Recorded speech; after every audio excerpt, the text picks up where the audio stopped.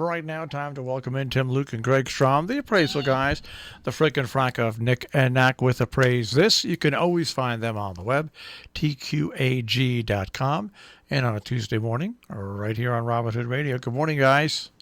Good morning. Hey, good morning. So what's new now? You guys, have you on the east coast of Florida has much rain as been on the west coast of Florida? No, actually, not that bad. Well, it started. We had our afternoon showers. But... Well, with this hurricane, the tropical storm, it did go over us, and it started. We did have patches, but not as bad as they had on the west coast. And we're still feeling like even yesterday we had a little of the residual outer bands. I mean, that's how big this storm is. Really stretches out, but not as intense as what's going through. All right, so everything's okie dokie down there for you two then weather-wise. Yeah, so far, not too bad. That's right. There's still plenty more to go, it looks like. There's still plenty more storms. Yeah, there's lots out there. They're getting to the point where they're going to start using the Greek alphabet and the storms. Oh, just remember. Just remember, the president says it's going to get cooler. So it's going to get cooler. Just like the virus. It's just going to go away magically one day. It's going to get cooler. It's going to get cooler. All right. So now, what news do we have to follow in auctioneering and high prices and low prices and no prices? Well, there was a wonderful sale that took place at Heritage Auctions, and it's sales that we like to follow, but also things that we've talked about in the past. And it was comic art and comic books. The Heritage had a 4-day long auction, and on the first day, I think they said the first day they had a record. It was the first session alone realized $3.9 million in a span of an hour, which was pretty amazing. And one of the features in that first day was a Frank Frazetta, he's a big pulp art. He did a lot of covers for a lot of the pulp art books and things that were out there. And this particular one is called Princess of Mars.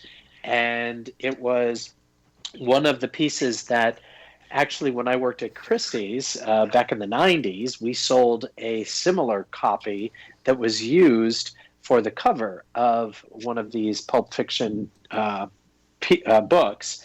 And it sold really well. But this one, Frank Frazetta made a copy of that because he liked it so much for himself. And he made a little bit of alterations. And this ended up selling for $1.2 million, which was one of his, from his private collection. And one of the things that separated him from a lot of the other artists is that part of his deal as an artist is that he retained the original artwork. So he would do the artwork. The publishers would make copies, do what they needed to do to make the copies for the books and whatever they were doing, and then he would get the original artwork back. So he was unique in that sense that these pieces stayed with him, and if anything ever went out, it had great provenance because he basically was coming from him. So that was a big highlight. But I mean, in one session to do $3.9 million, and 1.2 of that was that one Frazetta piece. That's still pretty amazing. When was that sale, Tim? This just took place just recently. It's September 10th through the 13th. Because, you sent me that link, or sent me the article on it. I clicked on something else that was there because I saw the word Pokemon, which I've never really understood, never in my wheelhouse. But a rare sealed Pokemon booster set, card set, broke the world record, it says. And it was it sold for $198,000. Oh my goodness! For a set of Pokemon cards, it's like which is in stark contrast to one of the 1970s comic book. It was the Incredible Hulk, It was comic book Incredible Hulk number 181, and it had a very high grade as far as condition. It was 9.8, and that realized 49,200. But that was the highest price paid for a comic book published in the 1970s, which is telling me that when I worked at Christie's 30 years ago, anything from the 1970s, we would say, well, no, we really don't want to offer at auction because it's not going to bring a whole lot. And now, 30 years later, we are now looking at things from the 1970s, especially these comic books in good condition. They are realizing higher prices. And I think a lot of that has to do with things like Comic-Con and also all of these spin-offs of the different sci-fi and Marvel comics and DC comics and all the different things that are happening that are in the public, basically social media, and also in the public eye, and they're getting much more attention. So it's interesting to see things like that really that they're really coming into their own. I mean, the Incredible Hulk from the 70s. Well, Interesting. Marshall, were you a comic? I was just gonna say I was right in that period. Of course, 71 I graduated from high school, but I was the first in my family that completely eschewed Superman, and I was a Marvel guy from day one. I was a Marvel guy from day one, where just about anybody else, a lot of my friends even, they were, I forget who had the Superman franchise, but I was a Marvel guy, and I followed everything that Marvel ever did, and still do to this day when their movies come out. It's something that happens when you're young. Either you're a Superman fan or you were a Fantastic Four man. Either you like the Incredible Hulk, or Marvel came out with these such interesting characters, and it was just amazing. I even, like I said, I always had strange tastes as a kid. I think my father always prayed for my eventual survival. Well. But you're not alone, because also in this sale there was a copy of Superman #1 that sold for $348,000, and it was in very good condition. So it did very well. I mean, that itself. And I think that there are collectors that it was either Superman or Batman. Or Spider-Man, or like you said, there were certain superheroes that people gravitated toward. It was with Marvel, they had so many different. Most comics back then dealt with individuals, individual stars, and Marvel really was the one that brought about the Avengers and stuff like that, and had a whole roster. It was almost like a baseball team. Yes. And I for some reason I just fell in love with Marvel Comics. That's all I can say. So well, and that was the Justice League too. I mean, so there was there was a whole number of spin-offs, because they individually they can only do so much, but then there were so many more storyline possibilities if we put them together. and this is how strange I was, and I don't know about you guys, but another thing that I read when I was young was The Watchmen. And my father wanted to throw mine away because my father read books, loved to read books. But he saw this comic that I subscribed to, and he was looking at the storylines of it. And he just said, right. He looked. He says, his exact words were, "For Christ's sakes, Lee, you let this kid read this stuff." To my poor mother, she had no idea that it was. I have to admit, I have never seen the fascination. It's the one area of collecting that I've never really gotten into. I really have never enjoyed comic books, and I've tried to look at them as a kid. My brother did, and all of our cousins, but I just could never get into the comic book But the craze, Well, it's just something I that I've wasn't, never No. I gotten wasn't into. crazed by it, but I loved. Now, for those of you people who don't know what we're talking about graphic novels. Okay, Right, there's certain exactly. people out Now there who they're have called no idea graphic novels. what Yeah. the hell. Graphic novels. What- It's a comic book. I know, but there's so many Yes. people out there that have no idea that they're comic books. That they're Yeah, out there, that's right? true. Well, also that what was part of the sale, and this I found interesting, especially when I was first exposed to all of this as artwork and collectibles, 30 years ago, is that they have the actual original art pages from various comic books. That went into the comic books. So two of the really big artists, Jack Kirby was one of the big artists, and Chick Stone, and they worked on Journey into Mystery number 112, which the story it's page 9, and it features Hulk and Thor original art, and that was Marvel 1965. So that page, which would have been a larger, just original sheet, that's what they would have shrunk down and used for the pages in the comic book. That sold for $120,000, just that one page. And to me, I thought that some of those pages and that original artwork, that's what I really liked, especially when I started to learn more about this area and this genre of collecting and artwork.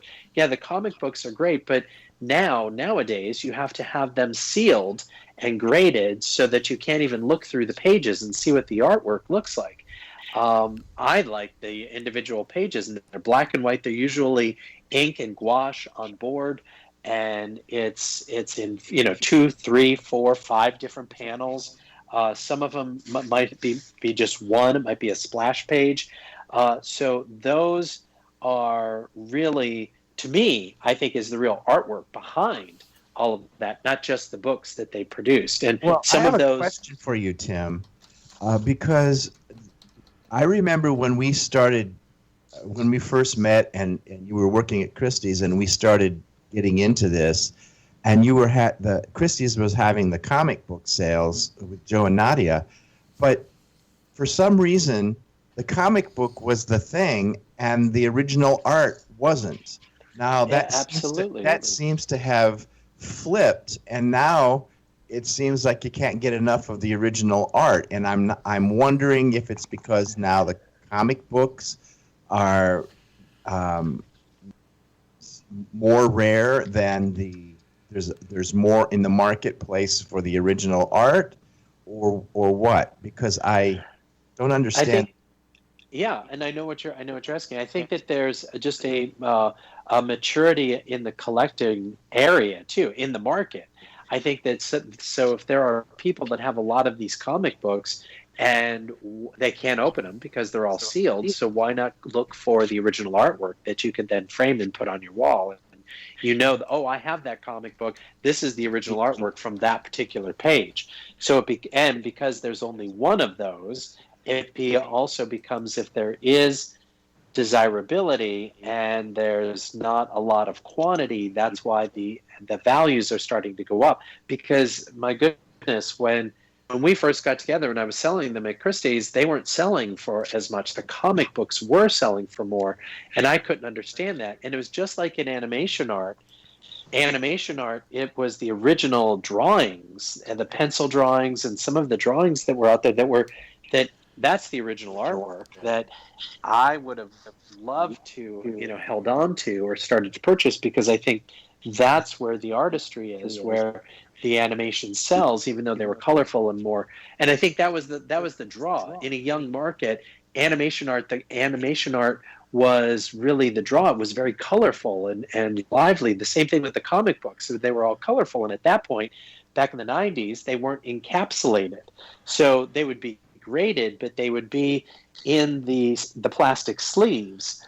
Kind of if you watch Big Bang Theory and the guys go into the comic store and they're rifling through all the comics, they're all in those sleeves, and you can see that's what it is. today collectors now have them all encapsulated and graded so that if they want to sell them, then it's already been graded and they can then, but you can't open them, you can't enjoy them. That's what I liked about Big Bang, is that they're all looking through the comics and they're handling it with gloves, but they're still enjoying their collection. You know, it's funny we're talking about comics, and we go back to how I love the way that Marvel broke the mold. But you know, I kicked myself in the rear end because I did have all the original Watchmen series comic books. There were 12 or 13, I think, and I lost them over time. And had I kept those and kept them in decent condition, you know, they're it's considered, and I never. It's considered like one of the greatest comic stories ever written. I mean, those there's 12 issues, I guess, but I have no idea what happened to them over the time. My father probably burned them. Probably what happened. But I hate to think what they'd be worth if you had all 12 or 13 of them right now. What they'd be worth? They have to be worth $100,000 or more, probably. Well, there again, it's like that. I stumbled across this Pokemon set. Who knew? I mean, Yeah. we used to make fun of them. So every chance we got, we used to make fun of Pokemon because it was just like so odd, and just there were millions of them out there, and then all of a sudden this one turns up that sold for like $198,000. Well, I'm going to ask you guys one question before we leave, and your knowledge is probably not good enough to know, but because I don't know if you're big comic fans or not, but the Fantastic Four, which was a Marvel one. Do you know which one was my favorite? And I even had T-shirts back then. I have to admit, I don't even know what the Fantastic Four, who's in them. That's how little I know about comic books. Well, there was Mr. I'll admit that right up front. There was Mr. Fantastic, the Invisible Woman, the Human Torch, and also the Thing. Okay, and also Doctor Doom. But which one of those do you think I was? I love most. The Thing. Oh, you just let something slip What? because you said which one of those was I. Yeah. So in other words, you were emulating. You were yeah. wanting to emulate one of those characters, is what I'm Yeah, understanding. the thing. That was me. And if you look at it, I sound like Dr. Phil all of a sudden. if you look up the Thing, you'll see why. But anyway, so anyway. Well, guys, it's been great going down memory lane.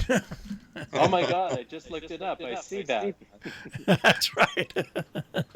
Just think of me whenever you're talking. The Thing. All right, guys. Yeah, and you know what? That was created by Stan Lee, so he's got good taste. And the artist was Jack Kirby, so very good taste. Not too bad. All right, guys. We'll speak to you next week.